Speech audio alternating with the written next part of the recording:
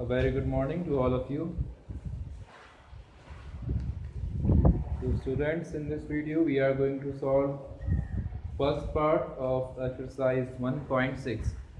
तो एक्सरसाइज 1.6 में जितने भी क्वेश्चंस हैं उनको सॉल्व करने के लिए आपको इन रूल्स का पता होना बहुत ज़्यादा ज़रूरी है। इन्हीं के बेसिस पे आप एक्सरसाइज 1.6 में जितने भी क्वेश्चंस हैं सबको सॉल्व कर पाएंगे। तो ये कहाँ पर लिखे हुए हैं? जहाँ पर चैप्टर क्लोज होता है ना, तो उसके पहले समरी दी होती है। तो आपके फर्स्ट चैप्टर में पेज नंबर 27 पर जो 10 पॉइंट है उसमें कुछ रूल्स मेंशन किए हुए हैं। इन रूल्स को आप समझ लीजिए और याद कर लीजिए। रूल्स ये लिखे हुए हैं, इन्हें मैं समझा देता हूँ। इन्हीं के इस्तेमाल से जो है आप एक्सरसाइज 1.6 के क्वेश्चंस को सॉल्व कर पाएंगे। तो रूल्स कुछ इस तरह से हैं। ये देखिए, a raise to power p into a raise to power q। यहाँ देखिए, इससे क्या समझ में आ रहा है? इससे हमें समझ में आ रहा है कि अगर बेस जो है वो सेम हो, इसे बोला जाता है बेस, और दिस इज कॉल्ड पावर। ठीक है, ये बेस है और ये पावर है। तो पावर ऊपर छोटी सी बनी होती है, ठीक है। बेस का साइज बड़ा होता है, ये वाला नीचे। बेस पे कोई भी नंबर हुआ, फॉर एग्जांपल जैसे 2 पे हमने 3 की पावर लगाई, 2 रेज़ टू द पावर 3। तो 2 को बड़ा बनाना है, 3 को छोटा सा ऊपर, ठीक है। तो this is base and this is power. तो यहाँ पर देखिए, अगर बेस सेम हो और दोनों में मल्टीप्लाई हो रहा हो तो क्या होता है? रिजल्टेंट में हमें मिलता है बेस के ऊपर पावर को पावर से प्लस कर देते हैं। जो दोनों बेस होते हैं, बेस तो सेम रहते हैं। यहाँ पर ए और यहाँ पर भी ए है। इन दोनों की पावर कैसी है? पी और क्यू। तो पी और क्यू को दोनों को अपन को ऐड कर देना है, ठीक है।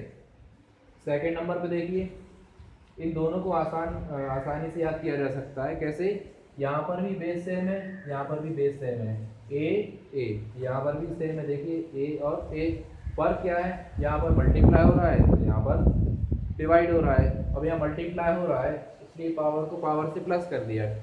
यहाँ पर क्योंकि डिवाइड हो रहा है, डिवीजन है, बेस सेम है, तो पावर से पावर को माइनस कर देना है। इतना आपको ध्यान रखना है। मल्टीप्लाई के केस में क्या करना है? पावर को पावर से प्लस कर देना है, और डिवीजन के केस में पावर से पावर को माइनस कर देना है। यहाँ देखिए, a raise to the power p and a raise to the power q। तो यहाँ देखिए, बेस को अपन ने कॉमन लिया हुआ है, फिर p माइनस q पावर के फॉर्म में ही लिखना है, a raise to the power p minus q।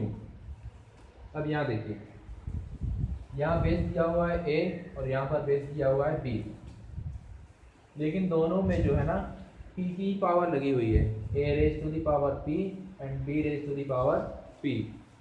अब दोनों पर सेम पावर लगी है, भले ही बेस क्या है? डिफरेंट है। तो क्या कर सकते हैं हम? इन दोनों को साथ में लिख देते हैं और पावर को एक बार लिख देते हैं ब्रैकेट के ऊपर, तो ये बन गई होल पावर। फॉर एग्जांपल ये देखिए, ये लिखा हुआ है 2 रेज़ टू द पावर 3 और यहाँ पर मैंने लिख दिया है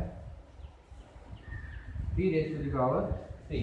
अब ये बेस जो है ये डिफरेंट है, यहाँ से फर्क कीजिएगा, यहाँ पर ए है तो यहाँ पर बी है। इससे यही समझ में आ रहा है कि यहाँ पर जो बेस है ना वो डिफरेंट है, लेकिन यहाँ भी पी है और यहाँ भी पी है, यहाँ भी पी है और यहाँ भी पी है, पावर तो सेम है।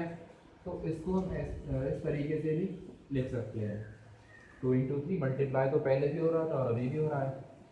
रिजल्ट में क्या फ़र्क है कि पावर ही अलग अलग लिखी हुई थी, उसको हम एक साथ लिख सकते हैं। इसका बहुत ज़्यादा यूज़ होता है। अगर इस तरीके से, इसका मतलब ये पावर 2 पर भी कहलाई और 3 पर भी कहलाई।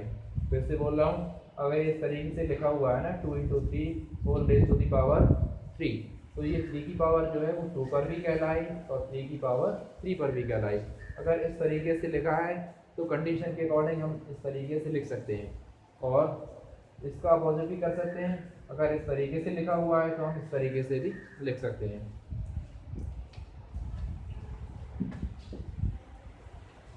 फोर्थ पॉइंट, फोर्थ रूल के अकॉर्डिंग अगर पावर कोई भी बेस के ऊपर पावर लगी हुई है, जैसे 2 के ऊपर ये 3 की पावर है, ठीक है, उसके ऊपर भी अगर कोई पावर है, ये देखिए यहाँ पर 2 के ऊपर पहले से 3 की पावर थी, 2 रेज़ टू द पावर 3, और इसको 2 क्यूब भी बोलते हैं हम, है ना। और उसके ऊपर भी होल पावर कितने की है? 5 की। तो इसको हम इस तरीके से लिखेंगे, पावर को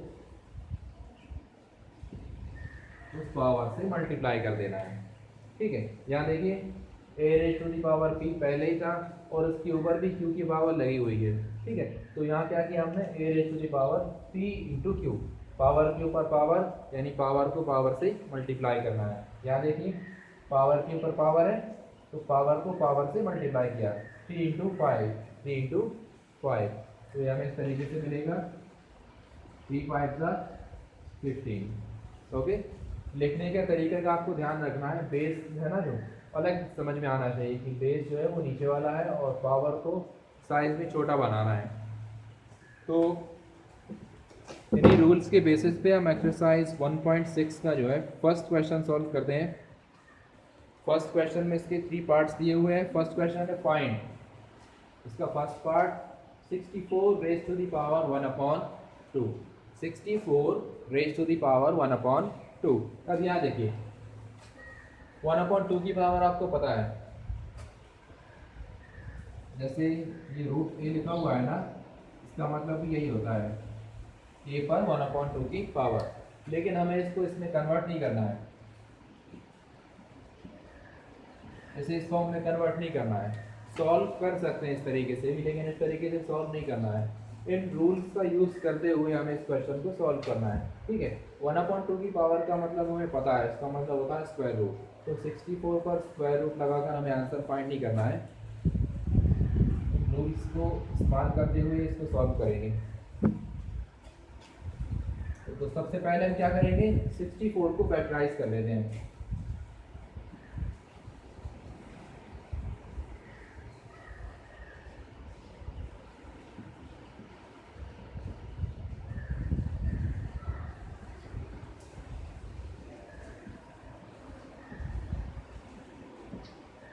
one two three four five six, यानी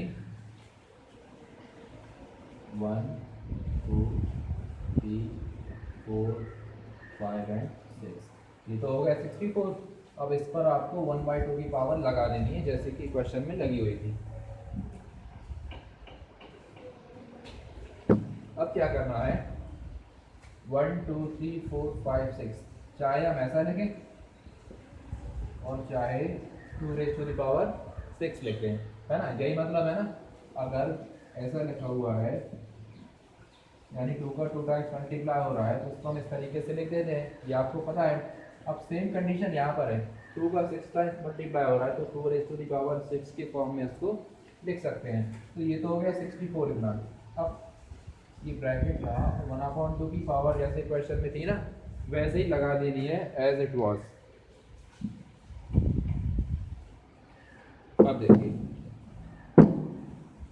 इसको देखिए और यहाँ देखिए, क्या इनमें से कोई रूल्स अप्लाई हो सकता है यहाँ पर? देखिए 2 के ऊपर 6 की पावर लगी हुई है और पूरे के ऊपर भी 1/2 की पावर लगी हुई है। पावर के ऊपर पावर ये रहा, a raise to the power p और whole power q, resultant a raise to the power p into q। तो पावर के ऊपर पावर है ना, तो आपको क्या कर देना है, पावर को पावर से मल्टीप्लाई कर देना है।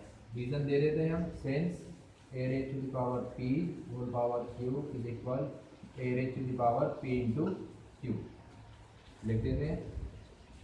Therefore 2 raise to the power, देखिए 6 को आपको 1/2 से मल्टीप्लाई कर देना है।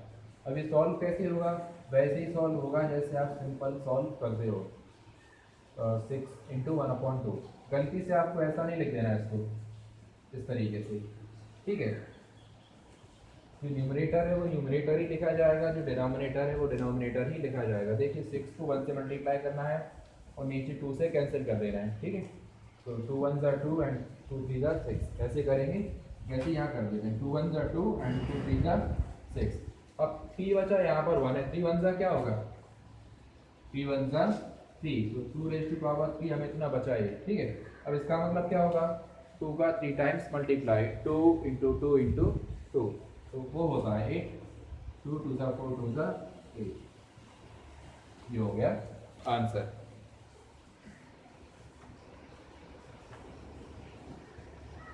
अब इसका हम सेकंड क्वेश्चन और सॉल्व करके बताते हैं।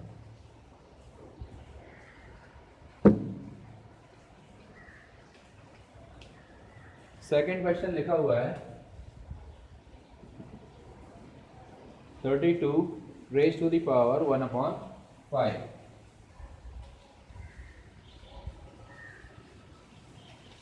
ठीक है, तो क्या करना है, 32 को सबसे पहले हम फैक्टराइज करेंगे। 32 को फैक्टराइज करेंगे ना, तो आपको चलिए मैं कर कर बता देता हूँ आपको।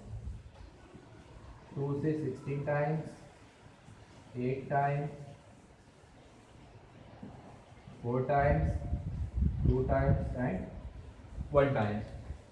1 2 3 4 5। 2 को 5 टाइम्स मल्टीप्लाई करना पड़ेगा, तब आपको मिलेगा 32।